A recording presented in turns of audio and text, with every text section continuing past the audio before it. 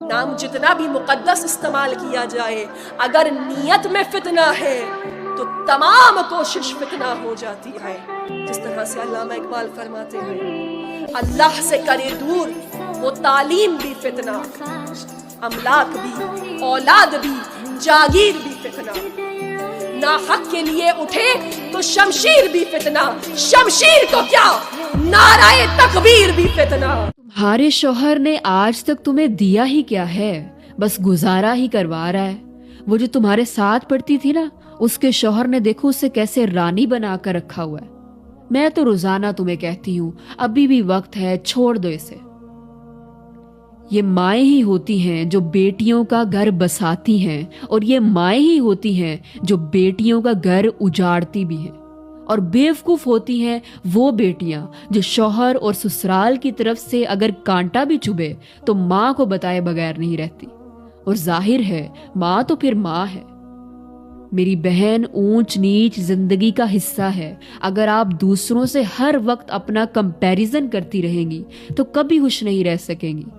अगर किसी का शौहर उसे आपके शौहर से अच्छा रख भी रहा है तो इसका हरगिज ये मतलब नहीं कि उस लड़की की जिंदगी में कोई प्रॉब्लम नहीं है, उसके शौहर में कोई खामी नहीं है, वो बिल्कुल परफेक्ट है।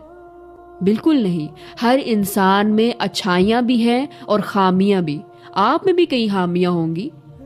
तो मेरी बहन, खामियों का ढिंढोरा पीटने की बजाय आप अपने शौहर की अच्छाइयों पर फोकस करें और एटलीस्ट इन छोटे छोटे मामलात को खुद हैंडल करना सीखें।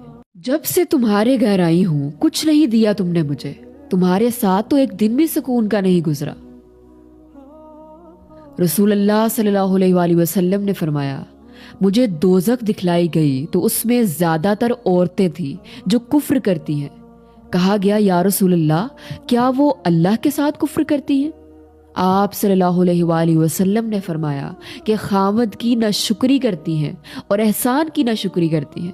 अगर तुम उम्र भर इनमें से किसी के साथ एहसान करते रहो, फिर तुम्हारी तरफ से कभी कोई इनके ख्याल में नागवारी की बात हो जाए तो फौरन कह उठेंगी कि मैंने तो कभी तुझसे कोई भलाई देखी ही नहीं।